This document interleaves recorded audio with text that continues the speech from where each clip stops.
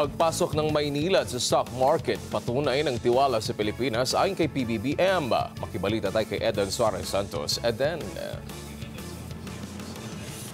Wedge, pinangunahan ni Pangulong Ferdinand Marcos Jr. ang pagpasok ng Maynilad Water Services Incorporated sa Philippine Stock Exchange o PSE sa bansa. Kasunod niyan ay pinuri ng Pangulo ang naging desisyon ng water company. Anya, ito ay malaking tulong o tagumpay para sa sektor ng tubig, stock market, gayon din sa ekonomiya ng Pilipinas. Sa kanyang talumpati sa seremonya ng Initial Public Offering o IPO listing ng Maynilad, sinabi ng Pangulo ng hakbang na ito ay nagpapakita ng lumalaking tiwala sa merkado ng Pilipinas at nagpapatibay sa magandang samahan ng gobyerno at pribadong sektor sa pagbibigay ng mahalagang serbisyo. Ang kumpanya ay nagsusupply ng tubig sa West Zone ng Metro Manila at nakakatulong sa milyong-milyong Pilipino. Dagdag pa ng Pangulo, sa pamamagitan ng IPO, mas magiging bukas at responsable ang Maynilad na magpapalakas sa tiwala ng mga mamumuhunan at makakatulong sa pagpapalawak ng capital markets ng bansa.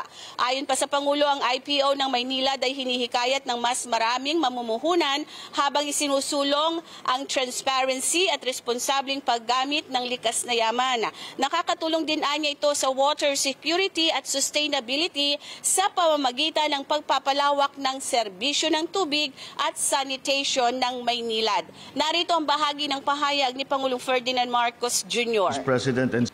We mark today a milestone for our country's water sector, our stock market, and for our economy. The listing of Maynilad Water Services on the Philippine Stock Exchange is a sign of confidence in our markets and in our people.